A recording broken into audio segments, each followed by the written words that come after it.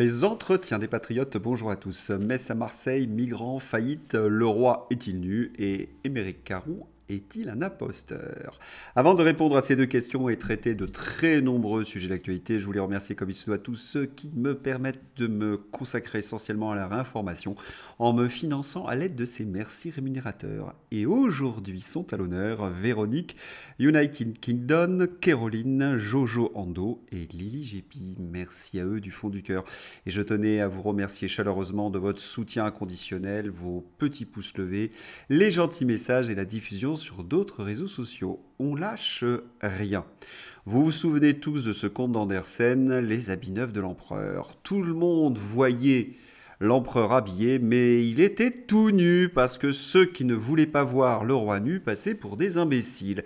Et il a suffi d'un petit garçon pour dire «Oh, le roi est tout nu». Et aujourd'hui, bien, on est obligé de constater le roi est nu. Quand on lui enlève sa moumoute et ses problèmes capillaires pour son épouse, eh bien, on n'a pas tout à fait les mêmes personnages. Et il faudrait donc voir Emmanuel Macron tel qu'il est. On va commencer par le premier dossier. Le gala de Versailles. Il est très difficile d'avoir un chiffre exact. Les macronistes nous ont donné des prix des bouteilles de vin qui ne correspondent pas aux enquêtes journalistiques. Ainsi, on retrouve du champagne Paul Roger, cuvée Winston Churchill, à 289 € pièce en 75 centilitres sur le site Envie de Champagne. Un Bâtard Montrachet, qui est un vin très prestigieux, Grand Cru 2018 du domaine Olivier Leflèvre, vendu à 563 € la bouteille de 75 centilitres sur Millésima. Et un Château Mouton Rothschild de 2004 en double magnum, dont l'étiquette est ornée d'une aquarelle réalisée par le roi Charles. Alors, Prince de Galles, s'il vous plaît, cette dernière est cotée à 2772 € pièce sur le site internet Vin et Millésime. Il y a donc consensus dans la presse pour le prix des bouteilles. Et pourtant, vous avez des macronistes qui ont essayé de communiquer sur le fait que c'était des bouteilles entre 100 et 200 €. Des gros menteurs. Alors aussi, sur les réseaux sociaux, on a évoqué un dîner à plus de 6 millions d'euros, ce qui fait à peu près la facture pour chaque invité de 37 000 €. Le seul ennui, c'est qu'on n'arrive pas à savoir le prix exact. Ce n'est qu'une estimation. À côté du prix du dîner, il faut ajouter le service, la location du château de Versailles, les services de sécurité, et j'en passe. Est-ce que l'addition s'est élevée jusqu'à 6 millions d'euros ? Très difficile de le savoir parce que les autorités refusent de communiquer. Vers 9 heures ce jeudi matin, le service presse de l'Élysée, contacté au téléphone par nos soins, nous a répondu « Nous ne communiquerons sûrement pas à ce sujet ». Mais l'envoyé, on y croit. Nous avons ensuite tenté de joindre la Cour des comptes, le Haut Conseil des finances publiques, la Société française des finances publiques et Anticor, association citoyenne anticorruption. Certains sont revenus vers nous, assurant cherchant la réponse ou un interlocuteur. La Cour des comptes a indiqué ne pas avoir d'informations à nous donner. Et malgré nos nombreuses relances, l'Élysée n'est pas revenu vers nous.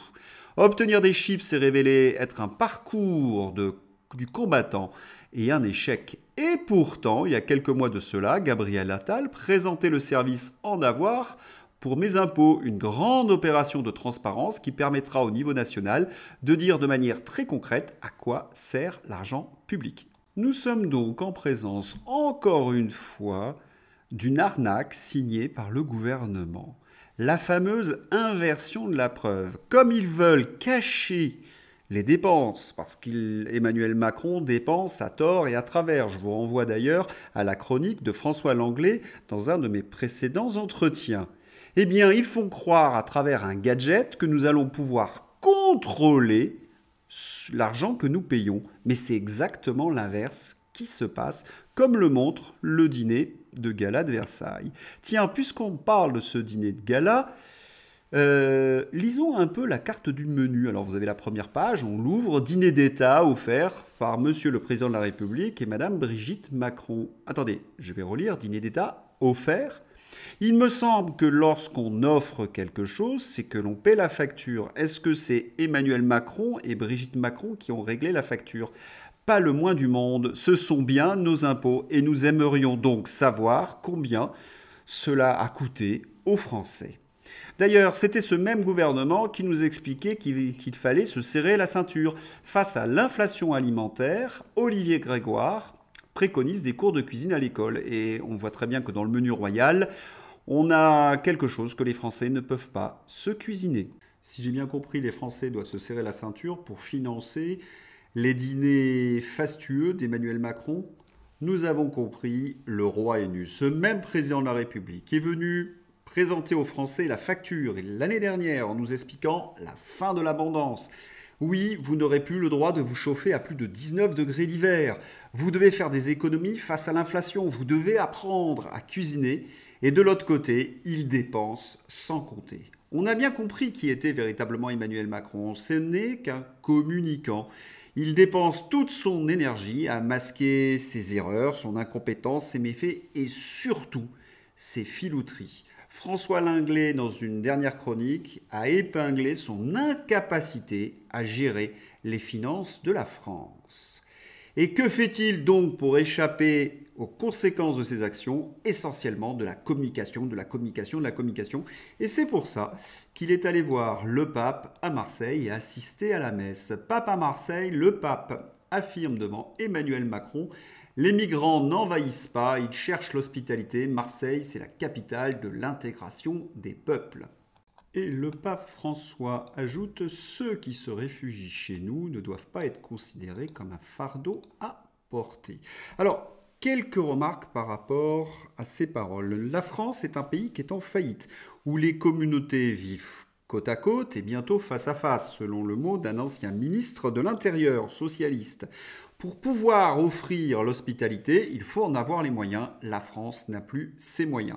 Quant à ceux qui arrivent, est-ce qu'ils respectent notre hospitalité? Pas vraiment, lorsqu'on voit l'augmentation massive des faits de délinquance. Nous en avons chaque jour de tristes illustrations.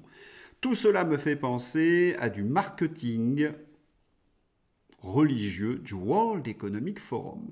Parce que la réalité, des hommes de foi nous l'ont expliqué, comme le cardinal Robert Sarah. Le meilleur accueil que vous pouvez offrir à ces migrants, c'est de développer leur pays, qu'ils restent chez eux, bien évidemment. Et je pense aussi à sa sainteté Benoît XVI, qui n'avait pas hésité à dire les choses réelles. Les États ont le droit de réglementer les flux migratoires et de défendre leurs frontières en garantissant toujours le respect dû à la dignité de chaque personne humaine. C'est peut-être pour cette raison qu'ils ont remplacé sa sainteté Benoît XVI par le pape François. Il fallait en effet un pape qui garantisse le calendrier du World Economic Forum sur les migrations. Et puis, il y a un détail qui ne trompe pas. Vous avez toute la gauche, l'extrême gauche la plus anticléricale, qui est en train d'aduler le pape François. Et mieux, il sermonne les catholiques qui ne sont pas d'accord avec le message donc du pape François sur les migrations. Il faut se pincer pour y croire. Nous vivons vraiment une époque formidable. Et puis, il faut revenir sur Emmanuel Macron. Que faisait-il en tant que président de la République à Marseille pour assister à cette messe? Eh bien, vous connaissez Emmanuel Macron, c'est le en même temps. Il essaie à chaque fois de gagner un petit peu de la popularité de la personne qui l'accueille. C'est la technique du vampire. Il suce le sang de son invité en espérant ainsi gagner 2-3 points dans les sondages. Mais voilà, le roi est nu, il a beau avoir du toupet, personne ne peut croire encore Emmanuel Macron. Parce qu'au même moment qu'il allait à la messe, eh bien, en France, il y avait des manifestations contre la police. La France, le seul pays au monde où des délinquants poursuivent et attaquent une voiture de police dans une manifestation où participe de surcroît le syndicat de la magistrature. Tout mon soutien aux forces de police et gendarmerie, je vous mets le film dans ma description. Terribles images de policiers attaqués à Paris par une horde de sauvages déchaînés. Voilà le résultat de la haine anti-flic des organisateurs de la marche du 23 septembre. Ils sont responsables de cette violence, la France insoumise et le syndicat de la magistrature. Hallucinant parce qu'un parti politique qui est censé représenter le peuple de France manifeste contre un service public. Oui, je dis bien un service public. La fonction de la police nationale, c'est de protéger les plus humbles. Vous savez tous que les plus riches, eux, ils ont une armée de vigiles à leur disposition. Si vous empêchez la police nationale de faire son travail, eh bien vous empêchez la police de protéger les plus humbles. Hallucinant, vous dis-je. et avec la bénédiction du syndicat de la magistrature qui passe son temps à relâcher les délinquants. Certains d'entre vous, je vous vois, vous êtes en train de bouillir sur votre chaise et vous me dites gilet jaune, vous me dites manifestation contre la réforme des retraites et vous me dites répression. Mais vous avez tout à fait raison. Mais à un détail près, ce ne sont pas les policiers qu'il faut dénoncer, mais ceux qui leur ont donné les ordres, c'est-à-dire le préfet Lallemand, Nunez, Castaner, Darmanin, Édouard Philippe, Elisabeth Borne et Emmanuel Macron. Vous devez en effet dénoncer la manipulation de la police par les autorités. D'ailleurs, une partie des autorités mondiales ont pointé du doigt la responsabilité d'Emmanuel Macron. C'est donc Emmanuel Macron le responsable. Et qu'est-ce que vous constatez? Que ce parti de gauche, cette France insoumise, détourne l'attention sur le véritable responsable vers des fonctionnaires. Honteux, vous dis-je. Et j'en ai une très bonne illustration avec l'inénarrable Sandrine Rousseau. Ce geste est inadmissible. Un policier sort son arme à feu en pleine manifestation. C'est ce qu'on appelle une inversion accusatoire. Je rappelle ce qui s'est passé. Vous avez le petit film, vous avez une bande de voyous, de gauchistes qui poursuivent une voiture de police pour lyncher les policiers. Nous voyons une barre qui vient taper sur la voiture de police. Et vous avez donc des policiers qui sont coincés par la circulation, qui ont peur, qui sortent. Et là, évidemment, ils sont obligés de dégainer. Eh bien, Sandrine Rousseau vient défendre les voyous qui voulaient lyncher des policiers. CQFD. Et puis on va regarder un petit peu ces manifestants qui clament qu'ils sont tous antifascistes, mais qui soutiennent dans une certaine mesure Emmanuel Macron et qui ont même voté pour lui. C'est ce que rappelle par ailleurs Philippe Murer. Les castors qui ont permis les élections de Macron, un président qui nous conduit au fascisme, chante « Nous sommes tous antifascistes ». Ces gens sont profondément stupides. Oh, il n'y a pas que des imbéciles, il y a également des cyniques comme Aymeric Caron. Oui, Aymeric Caron qui nous explique qu'il adore le 18e arrondissement. C'est d'ailleurs là où il s'est fait élire. Parce que c'est sociologiquement intéressant, il y a une telle diversité. Non, c'est bien un député parachuté qui est allé dans une circonscription imperdable. Mais il habite Versailles et on apprend qu'il s'est introduit de force dans une école pour y déposer sa fille en retard. La police dépêchée. Alors, pourquoi la directrice a appelé la police? Parce que cela fait la 3e fois qu'il s'introduit illégalement dans une école. Mais pour qui se prend-il? Ce qui fait d'ailleurs que Gabriel Cluzel signe un article délicieusement ironique. Aymeric Caron déserte le 18e arrondissement, dans lequel il est élu, a tourné le dos à l'enrichissement de la diversité et du vivre ensemble pour rejoindre Catoland. Le célèbre député d'extrême gauche a fait le choix des jolies façades en pierre de taille, des parcs où s'ébattent des blondinés habillés chez Cyrillus et des myriades de scouts en uniforme, des paroisses pleines comme des œufs, des rues pavées où il n'est pas rare de croiser des curés en soutane. On le comprend, mais pourquoi impose-t-il à d'autres et bâtit-il par son action politique le cadre de vie auquel il tourne le dos? Je crois que vous avez la réponse à cette question. Aymeric Caron affirme qu'il est vegan. C'est tout à fait son droit. Mais si nous apprenions qu'il dévore en douce, en compagnie de Sandrine Rousseau, d'énormes burgers avec des steaks comme ça, est-ce que nous serions vraiment étonnés? Ils nous ont tout fait. Tenez, puisque je parle de gens bizarres, on va évoquer le cas de Justine Jotane. Elle a assassiné son mari et puis elle a d'autres caractéristiques. Elle est également macroniste, elle est conseillère municipale Renaissance de Patrice Vergette, l'actuel ministre de la Ville. Mais on a l'impression qu'il n'y en a pas un pour rattraper l'autre. Elle a assassiné son mari, et bien le maire d'Orléans, lui, il n'hésite pas à mentir comme un arracheur de dents. C'est ce que nous rappelle David. Ville d'Orléans, un avion a survolé le festival de Loire avec la banderole Macron destitution. La mairie d'Orléans a immédiatement demandé qu'il soit identifié et a été appréhendé au moment de son atterrissage. Tiens donc, la police... Le pilote appréhendé, on apprend tous les jours des informations de vrai de vrai avec Pravda, Ville d'Orléans. Et oui, c'est très collector, un mensonge de plus à mettre à l'actif des macronistes. Mais il faudrait aussi que l'on m'explique quel est le délit de David. Monsieur le maire, quel est donc le délit de David? il est dans son droit de voler avec la banderole destitution. Dans un pays démocratique, ça s'appelle la liberté d'expression.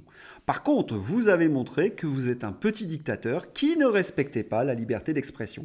Et ce que j'espère, c'est que les Orléanais aux prochaines élections s'en aperçoivent. Nous allons maintenant aborder le dossier du Covid. Nous avons appris que le ministre de la Santé français a rencontré le patron de l'OMS. Ils se réjouissent que l'accord mondial sur les pandémies qui donnerait à l'OMS la direction de notre pays en cas de pandémie soit en bonne voie. Pas un journaliste pour en parler et éclairer les Français. Nous sommes véritablement stupéfaits, d'autant plus qu'Idrissa Berkane a interviewé Maître Broussa et qui nous a montré les contrats Pfizer, ceux qui ont été signés en Afrique du Sud, édifiants. Tout ce que nous avions affirmé pendant la période de la pandémie, eh bien c'est Pfizer lui-même qui l'écrit dans son contrat qu'il a signé avec l'Afrique du Sud. Vous en doutez? Eh bien regardez les extraits dans ma description. Et lorsqu'on se rappelle que Van der Leyen a signé ses contrats et qu'elle a refusé l'accès, on comprend mieux pourquoi. Après les SMS avec Pfizer, Ursula von der Leyen postula donc mise en cause dans une autre affaire de documents cachés. Politico le révèle à ce jour. Elle refuse de transmettre le protocole secret qu'elle a envoyé aux pays du Mercosur en mars 2023 dans le cadre des négociations pour un accord de libre-échange Union européenne-Mercosur. La médiatrice de l'Union européenne des ONG exige ce protocole. Elle refuse. Qu'a-t-elle promis au Mercosur? Que contient ce texte si sensible pour l'avenir de notre agriculture et de notre industrie? Quand je vous disais que le roi est nu sur le plan intérieur, mais il l'est aussi sur le plan extérieur. Pourquoi la France va mal? Parce qu'Emmanuel Macron soutient Pustula contre vent et marée. Il soutient Pustula dans l'accueil des migrants. Il soutient Pustula dans les accords de libre-échange. Il soutient Pustula et l'industrie pharmaceutique lorsqu'il s'agit de donner plus de pouvoir à l'OMS. Et évidemment, il soutient Pustula lorsqu'elle finance Zelensky. Ursula von der Leyen vient de tweeter aujourd'hui, nous avons déboursé 1,5 milliard d'euros supplémentaires en faveur en faveur de l'Ukraine. Donc 300 millions payés par la France pour le régime de Zelensky. Et c'est comme ça chaque mois depuis janvier dernier. Oui, c'est nous qui payons la note. Et pour quel résultat? Eh bien, c'est ce que nous dit même un spécialiste de LCI, Pierre de Jong. Le bureau de recrutement ukrainien vient de sortir les chiffres. 80% des recrues tuées, blessées, une boucherie. Inutile de dire qu'avec de tels chiffres, la contre-offensive va vite s'arrêter. Et c'est ce que nous finançons. Il faut arrêter de financer ce massacre. Mais il n'y a pas que le drame ukrainien où Pustula est pointé du doigt. Il y a également l'horrible affaire, l'horrible drame de l'Arménie et du Haut-Karabakh. Philippe de Villiers, l'Union européenne s'est déshonorée. On a échangé la liberté d'un peuple contre le gaz azéri. Oui, Madame von der Leyen, selon lui, a du sang sur les mains. Cela commence à faire beaucoup. Alors, certains m'ont posé la question, mais pourquoi l'Azerbaïdjan, qui était assez proche de l'Union soviétique autrefois, s'est détourné en quelque sorte de la Russie? Eh bien, il y a une photo qui va tout vous expliquer. Vous avez le président azéri, vous reconnaissez quel est le monsieur qui est à ses côtés. Oui, George Soros. Si vous voulez avoir de très bonnes explications sur le sujet, je ne peux que vous conseiller l'excellent bulletin numéro 152 de notre ami Xavier qui fait une très bonne analyse justement de cette affaire entre les Azéris et les Arméniens. Voilà, j'espère que vous avez apprécié ce numéro. N'hésitez pas à le soutenir. Je vous souhaite un excellent dimanche. Au revoir.